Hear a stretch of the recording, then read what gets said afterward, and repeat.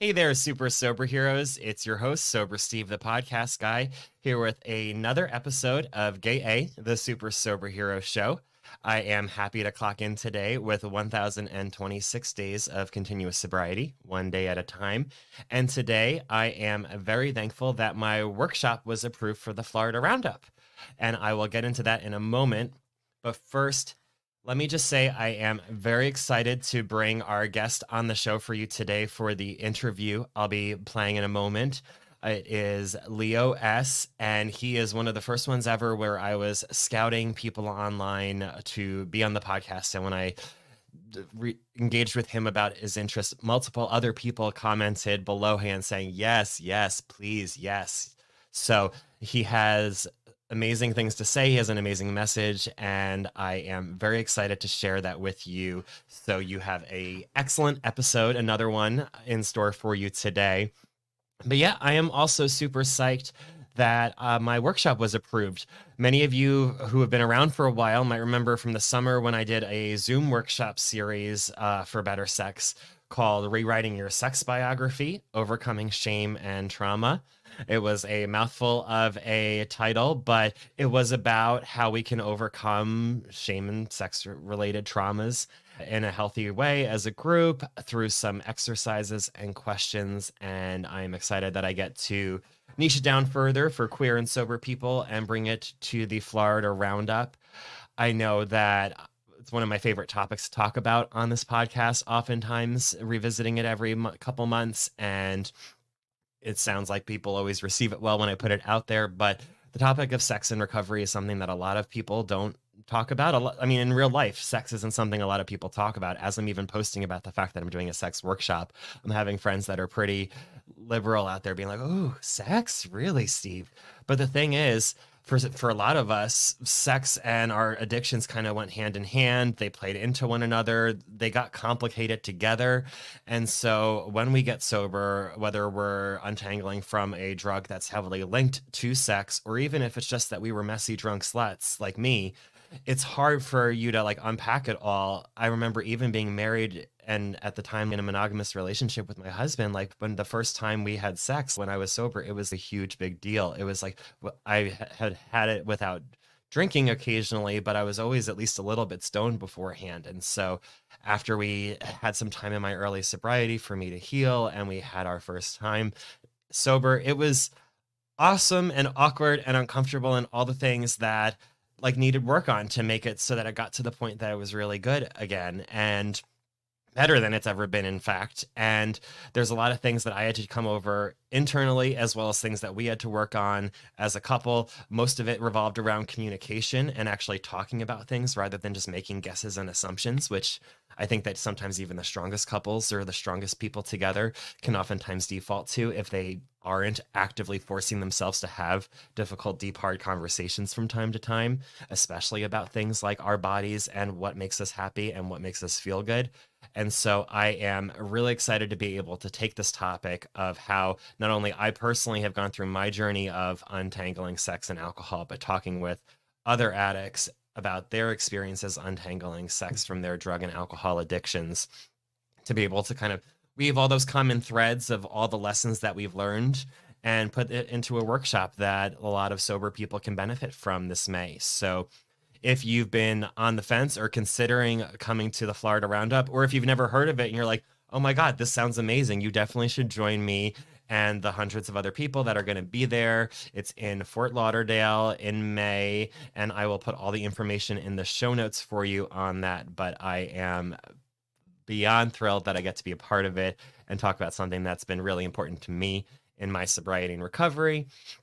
And with that, I'll probably be talking a lot about it coming up over the next couple months leading up to the workshop. So if you have something to say about how you've achieved a great, amazing sober sex, I want to hear from you. My emails and inbox are always open. Steve@sobersteve.com or at Gay A Podcast on all the socials. But yeah, that was my big highlight news from last Friday that I was very excited to share for you. In other updates or news, you're going to hear my day count at the top of the episode, the same day count of 1,026 days for a couple weeks, and that's because I am preparing and recording some episodes in advance as I am getting ready to head over to LA next week for the first time ever. It is the Podcast Evolutions Expo, and I'll be going to the Ambies where Trixie Mattel will be hosting an award show for podcasting while I have a week of learning how to become a better podcaster myself, as well as a better podcast coach for the clients who I'm helping launch their own podcasts right now.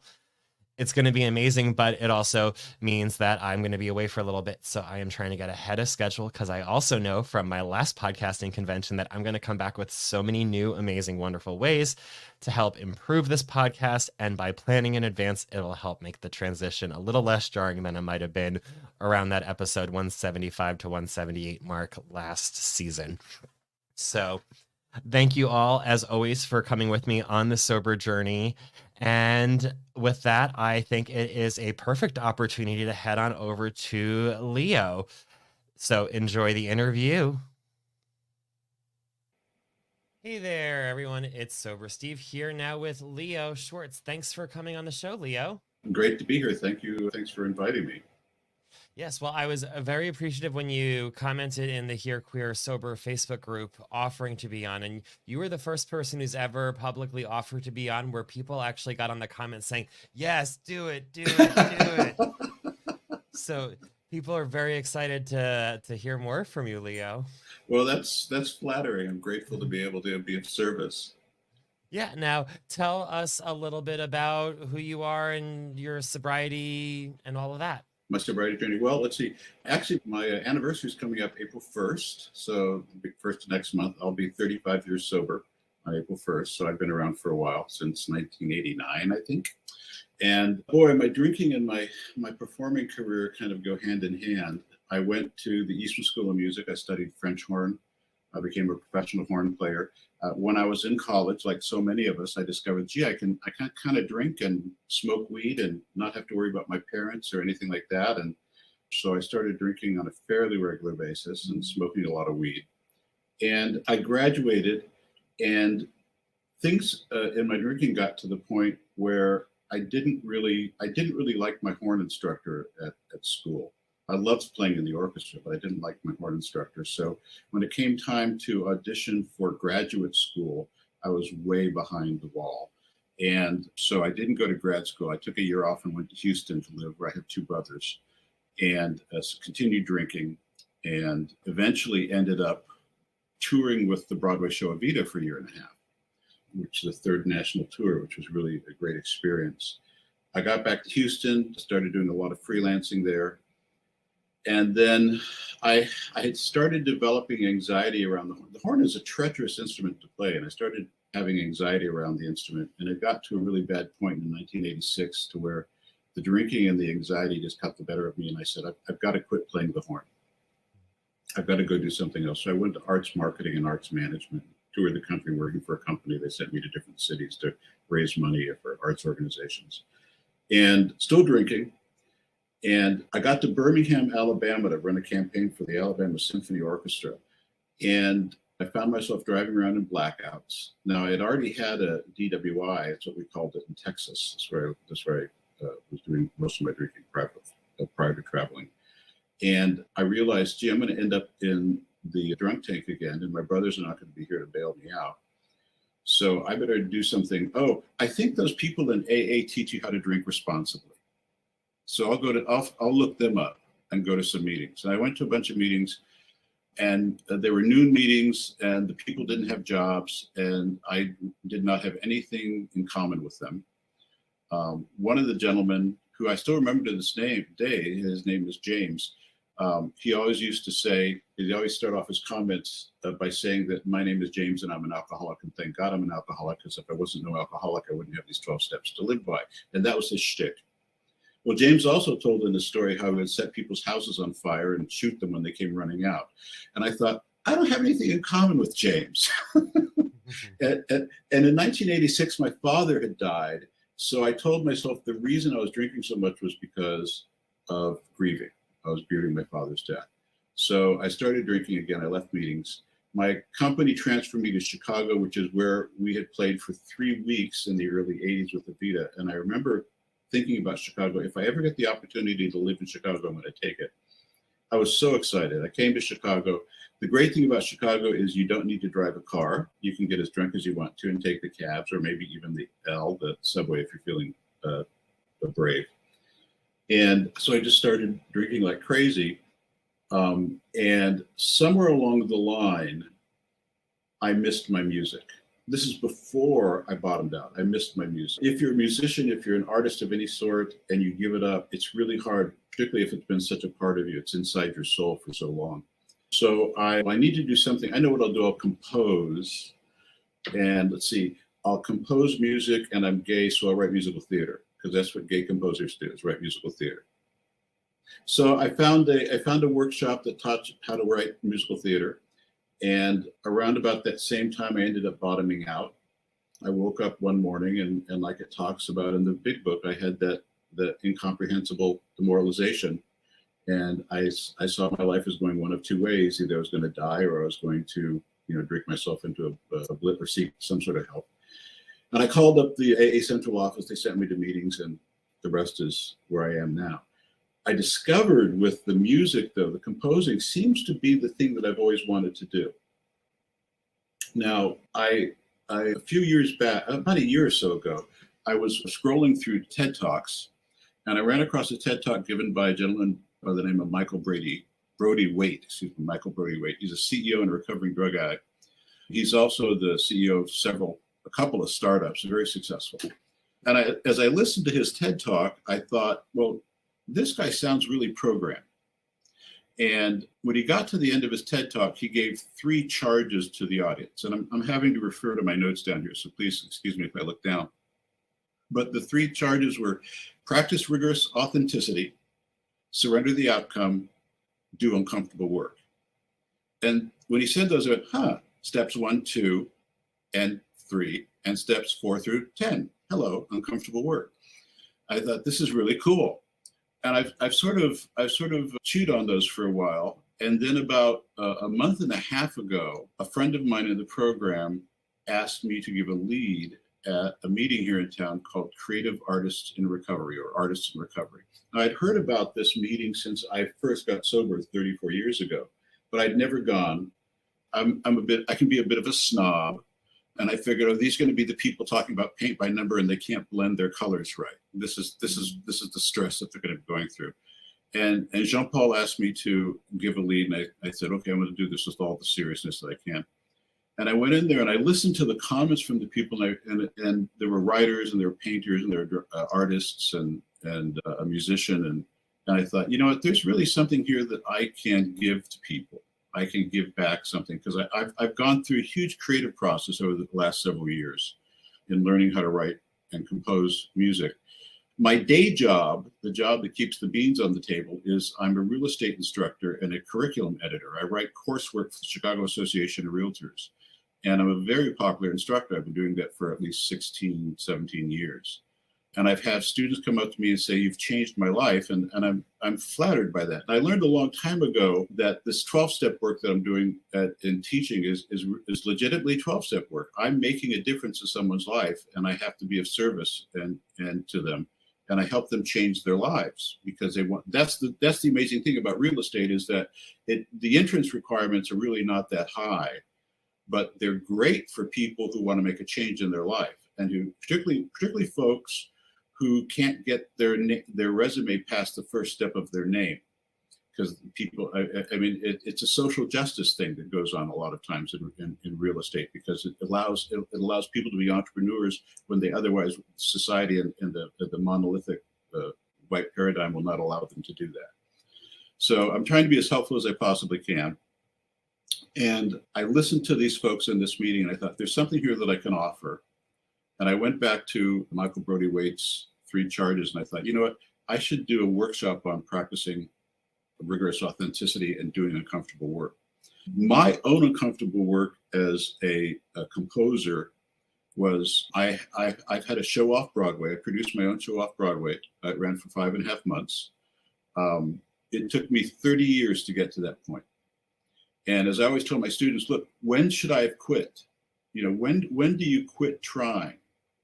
and so you can wake up the next morning and go, gee, if I'd only tried one more day. I paid a lot of money to this producer in New York to mentor me. And the very first session we had, he said, I want you to produce your musical, The Book of Merman, Book of Merman, not Mormon, The Book of Merman, as in Ethel Merman. I want you to produce The Book of Merman off Broadway. And not knowing any better, I said, sure, okay. So I started raising the money and I produced The Book of Merman off Broadway. Then I wrote a musical. I've written a musical in 2010 about Emmett and Mamie Till, and I sent that to the New York Musical Festival.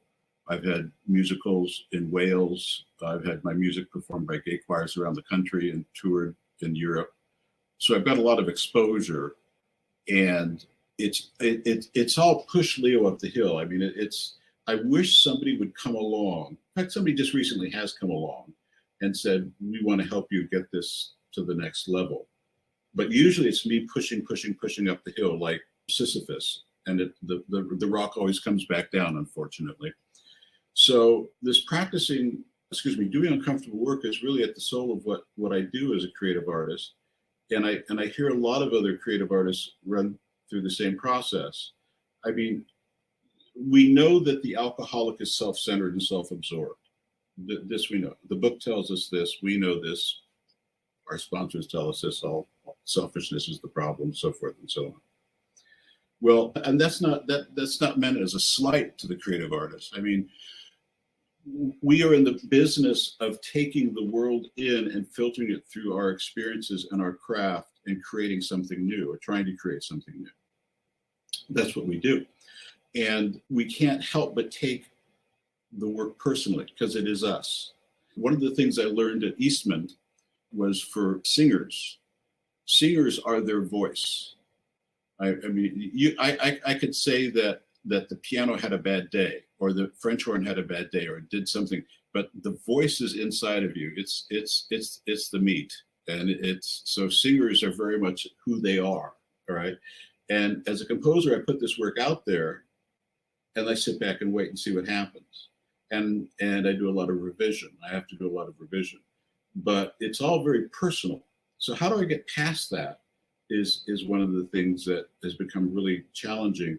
And I think the first thing that I have to say is that the first answer to getting beyond that incredible sensitivity that we have is by relying on our process. Process is really, really important to creating art. Okay. And you can only get process by doing it. All right. I can't tell you how many people I know. I know one gentleman, a dear friend of mine actually, is a very good writer, but he won't write. And I just tell him, you have to write on a daily basis. Even if you have nothing to write, you have to write on a daily basis, because otherwise you cannot develop process. And process becomes the thing that you rely on. It becomes your bread and butter, right? So you have to have process, gives us confidence.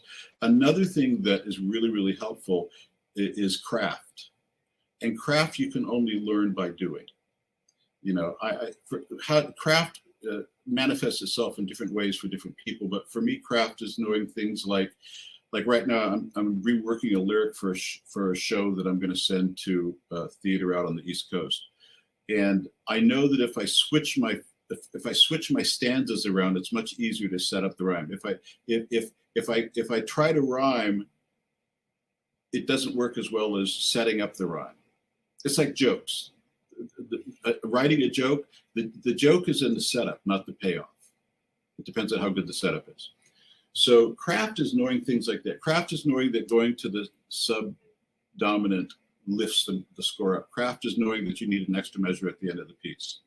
Craft is knowing that you're good and it's going to be okay. One of the things, and I'm kind of jumping all over the place, one of the things that I think a lot of creative artists run into at the very start is what is called the internal editor. There's this wonderful book by Natalie Goldberg, who's a writer and a Buddhist. It's called Writing Down the Bones. It's a fantastic book. And about every page, a page and a half is a lesson in itself. And in one of them, she deals with the internal editor.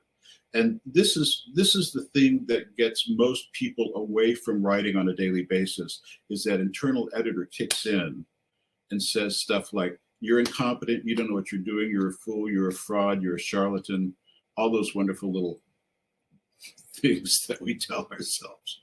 And her lesson, and I do this, excuse me, I've done this, I don't have to do it so much anymore, but the lesson that she teaches is when the internal editor starts speaking to you, you turn your entire focus on it and sit down and say, what do you have to tell me? Okay, I'm no good, I don't know how to write music, I'm incompetent, I'm a fraud, I'm a charlatan. And I just start typing all this stuff out in Word. And what? Tell me more. Come on, you've got more to say. I know you do. You bitch. Come on, tell me what you need to know. And we just keep writing it down. And eventually, the internal editor starts drying up. And when it gets to its very end, then it's my turn to turn to the internal editor and say, are you done? Are you through? Then shut the fuck up and leave me alone. I've got work to do. Doing this enables me to write on a regular basis. Doing this when I'm stuck. It's like I was hitting the internal editor earlier this evening working on this lyric, and I didn't think to do it, but I did. Now that I'm talking about it, I realize I need to go back to the lyric and really kind of refinesse it. But it just works so well. And the other thing that we all have to agree on, and this is something that I think is not said enough, first drafts suck. There is no way that you should gauge your creativity based on a first draft. A first draft is nothing but getting all the manure out on the field, getting it all out on the field so you can spread it around. That's all first drafts are, all right? What makes the difference between a first draft and a really good product is the craft and the process that you rely on, is going in and finessing it, you know? And the other thing is, this is really key, I think, too, is we have to find somebody to trust to run our work by. We, you know, I not only compose music and write lyrics, but I also write the book sometimes. And in the case of Till, in the case of Book of Merman, I'm the co-writer of the book. I started writing off both all by myself. Excuse me, and then I brought in my writing partner DC Cathro to help me with it, because there were things. He's such a brilliant playwright. There are things that I knew that he could do that I couldn't, and so now it's a joint effort. But we're always throwing our work back and forth to each other to get insight. And then we've got to get it up in front of an audience to see how they respond. I've got to give something that I've written over to someone else to read to see if they get it or not. I'm taking a writing course right now, an online course with The Economist, a business writing course. And you really need an editor. Every writer needs an editor. You cannot write in a basement. You can't you can't compose by yourself. It doesn't do any good to do that. All right. Let's see, what else do I got? I mean, I definitely am relating to so much of what you have to say. I know that it was only recently where I really had to embrace that with creating this podcast and all the social media content that I create and everything like that, that I am an artist kind of in my own way.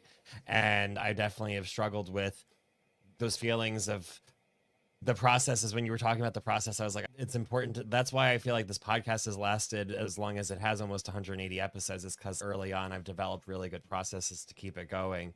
But yeah, I also, when you were talking about doing the uncomfortable work, some of the most uncomfortable work that you've had to push through or get through. Oh, wow. The musical Till. Till is about a Black icon, Emmett Till, and his mother, Mamie.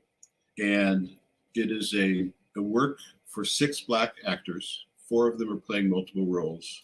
Emmett and Mamie are singly cast. There's a feeling among some in the community that a white man should not be writing and telling this story. I understand that and appreciate it, but I also am a writer, and I was very, very attracted to tell the story because I was outraged by what happened, and this is what I do. This is how I respond to the world. In New York, and the show has also been produced in New Jersey. We got amazing reviews in New York, by the way. It's just like, the New York Times was thrilled with our show, so I know I'm on the right path. But the ending of the show was problematic. Now, I'm not always the smartest guy in the room. I'm not always the brightest bulb in the pack. And I totally missed the importance of the fact that Emmett was a member of the Church of God in Christ, which is one of the largest denominations, Protestant, I think the third or second largest Protestant denomination in the United States. I grew up Catholic. In the Catholic Church, all the dioceses have their own names, like Our Lady of Sorrow, or our Blessed Mother, or this. They have all these names. That's what I thought the words Church of God in Christ were. I thought it was like this individual nomenclature for a building. So I did no research on the Church of God in Christ. And we went to the end of this show in New York, and I found out that I'd written Emmett's Homegoing, and I'd totally gotten it wrong, because I had a member of the cast who was a preacher's kid in the Kojic denomination. They said, "Oh, this is not how these go at all." It's like, so I got an education right then and there, and that was a little uncomfortable, because I was getting some side eye, like, "What are you doing?" You know. We went to New Jersey. Now, homegoings are celebrations of the individual's life and the fact that they're going back to heaven to Jesus. And we got to New Jersey, and one of the actors said, "I don't like this. It's too celebratory." He goes, "I live this stuff every day. I don't want to celebrate it." I said, "Okay, tell me what needs to be done." So we had a very nice chat about the end of the show, and it's uncomfortable. I mean, it's really uncomfortable to say, educate me yet once again, educate the white guy yet once again, what I need to know about the Black community, because I don't know it. And I ended up going home that night and totally rewriting the end of the show, and it worked really, really well.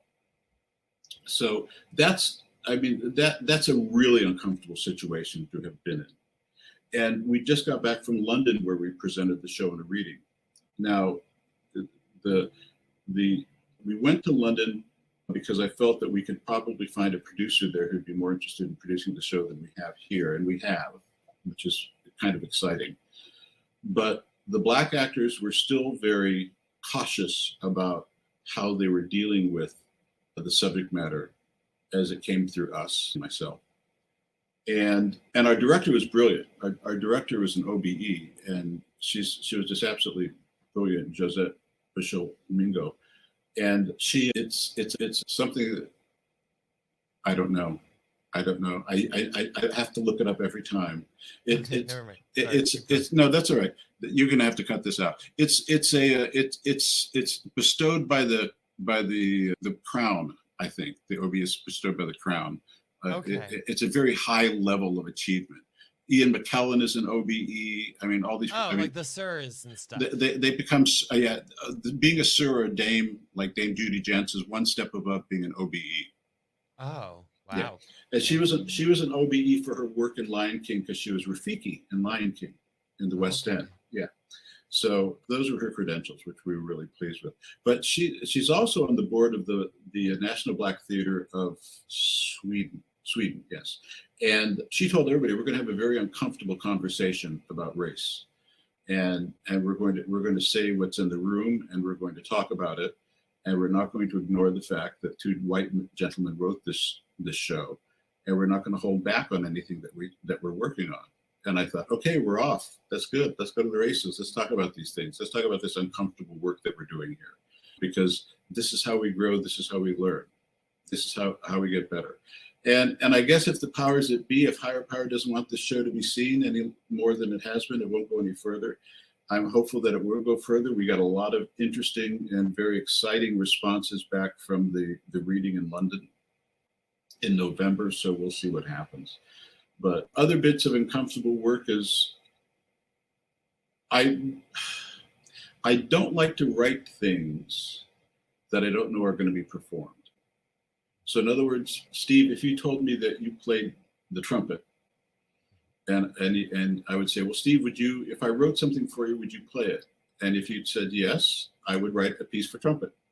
So I'm very much I'm very much a free market composer. It's just like, I will go to wherever the work is, But it's, people ask me, why don't you write opera? Why don't you write symphonies? It's like, because I have enough collecting dust in my house. I don't need anything else just sitting around, So that's kind of uncomfortable work. But I think that the main part of uncomfortable work for me is just the regular struggle of it. I am a junkie. I love adrenaline. I love the hit of an email from somebody saying, we want your show. And And when I go through a period of time where I'm not hearing from anybody, or somebody says, we want to do this with your show, and I don't hear from them for a little bit of time, I get really down in a funk. That's sort of where I've been most of the day, is going, nobody's reaching back out to me. And I'm a pest. I will constantly push. I push my work out there, constantly bothering people about it. And but that's the only way I know it's done. That's the only way I know I can get my work seen by people, get my work done. And so I'm constantly pushing it out there, and that's uncomfortable. I would at some point, I'd like someone to pick me up and just carry me for a while, rather than the other way around. I'm sure you experienced that with your podcast. I've recently been getting much more loud with it. It was just on audio, and I recently added video, so I'm trying to get louder with the message and just running with it. But even the people that I coach about making their podcasts, the biggest thing with social media, you have to kind of reframe it that you're not pushing it out there onto people, but you're giving people the chance to see it that are just waiting to see it. And it's so much of an easy mindset to tell people to have. It's a lot different to actually feel it in your everyday when you're actually putting that social media practice or marketing yourself. Because if you're creating content or anything, a lot of it's the time, unless you have somewhere where you can throw money at someone else to do it for you, you're having to put yourself out there in uncomfortable ways. And oh yeah, that's something that even if you're not a creative person in sobriety, you can relate. I mean, what are some uncomfortable work that you've had to do in your sobriety? Oh, I just I just recently had to admit that I have three huge resentments that keep popping up on sometimes even a daily basis. One is against my mother, who's passed away. Had a very difficult relationship with her. One is with my ex-husband, who divorced me after 27 years. And one is with the director that I had to deal with in New York for Till. And of course, in the program, we hear you got to pray for him. If you just say, shut up. I've been around long enough that I hear this all the time. It's like, oh, shut up. I don't want to pray for anybody. I finally had given in. All right. I got the message in 2 meetings and 1 therapy appointment that said, forgiveness is the answer. You're going to have to pray for forgiveness. And I thought, okay, the writing's on the wall. Let's see if this works. And oh my gosh, it does. I've been doing it, and my burden is lightened, but it's just it was so challenging to get to this point. It was so challenging to get to this point because I had a wonderful sponsor who recently passed away. And he said, and I probably took this to heart too much, he said his job was not to die with all his issues resolved. His job was to die sober. He said, when they nail that coffin shut, I should be sober, but I don't have to get all my issues resolved before I die. So I said, okay, fine. There's no rush for me to make amends to my mother. There's no rush for me to forgive my mother. It's like, oh yes, there is, because she's taken up space. Right. And I'm a little bit more compassionate with her and towards my memory of her and my, whatever extra life connection. I've been watching a lot about near-death experiences, and I'm getting a little wiggy about that these days. But so that's a challenge in sobriety. I'm challenged right now because I don't like being single. That's a challenge that I'm having to deal with. But what can you say? I can whine, and for all it's good, and just whine and feel sorry for myself and pour me another drink. So I just keep walking through that. Yeah, well, I mean, you also have a ton of other exciting, amazing things going on in your life right now that you were saying how you're looking forward to things as well.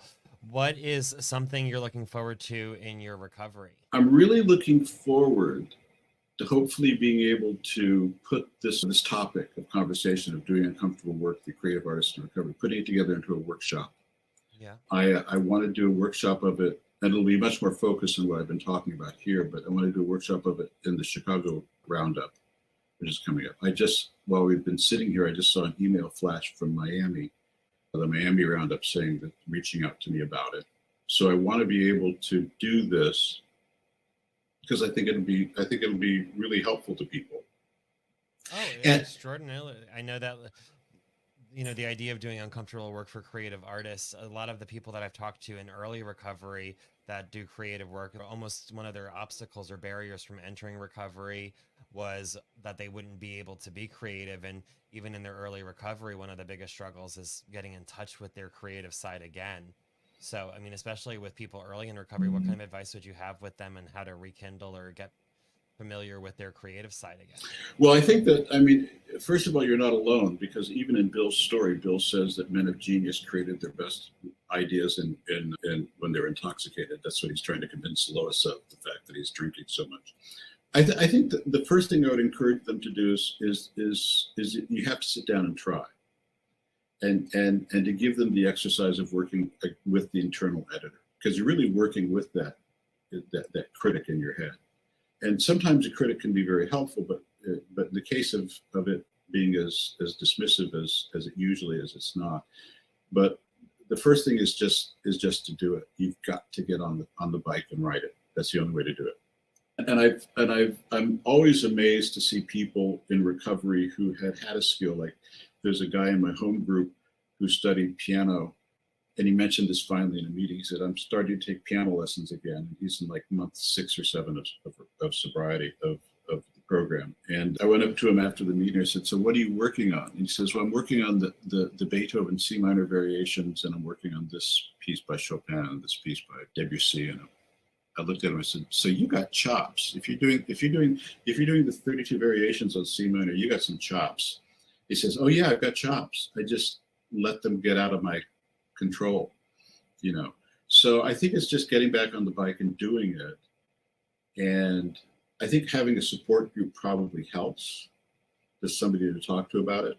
When I first started composing, people knew me as a real estate agent. They didn't know me as a composer. And I got this intense sense when I would talk about this to people after meetings and before meetings. They'd go, oh, isn't it cute? Leo has a hobby. It's like, no, this is me. This is who I am. This is my soul here. This is not something that's cute and precious and something I can lock away in the garage on the weekends. This is something that's very serious that I approach on a daily basis. And I think finding somebody who will listen to you with the gravity that you need, that, yeah, you indeed are trying to be an artist, and what that means. I've known a few, and it's just one of those things. I think you just got to get on your bike and do it. And you've got to get the right support network around you. Yeah, I think that's excellent advice.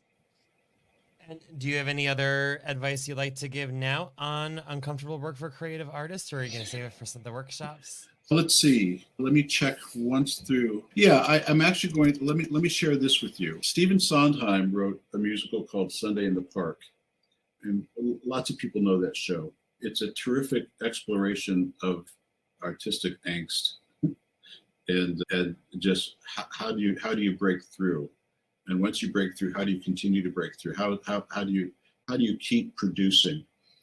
And it's really a show that's near and dear to my heart. And the ending always brings me to tears.